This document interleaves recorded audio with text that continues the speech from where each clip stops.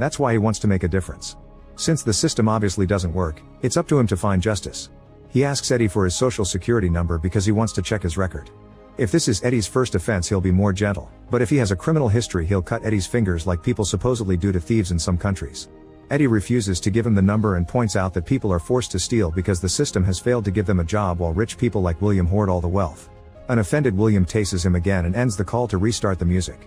In the evening, the temperature in the car starts going up and Eddie has to strip to deal with the unbearable heat. He feels like the rain is mocking him and he even considers drinking his own urine, but he can't bring himself to do it. William calls to offer him water and normal temperature in exchange for his social security number, and Eddie has no choice but to take the deal. Once William has the number, he turns the heat off and reveals he hid a water bottle under the seat when he came to treat his prisoner's wounds. After drinking the entire bottle in one go, Eddie tries to fall asleep, but something in the pocket of his jacket is bothering him. It's the lottery tickets he bought earlier, and there's one he hasn't finished scratching. He does so now and can't help laughing when he discovers he's won the money he needed.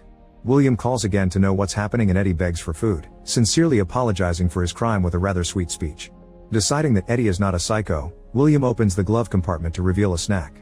Eddie immediately grabs it and notices a switch inside before it closes up. William hangs up when he receives another call, but Eddie can hear his voice on the speakers and the conversation confirms William is a doctor. Then the man announces he must go. Eddie notices the figure on the balcony moving, which means that's his captor.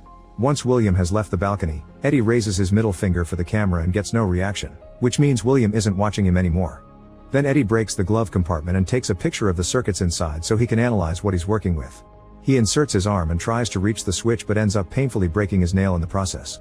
When he tries again, the seats start tasing him because William is back and has seen him. The next day Eddie stays on the front seat pretending to rest, but he has his foot inside the glove compartment trying to get the switch. Another day passes and his body is getting so weak that he has no choice but to drink his own urine.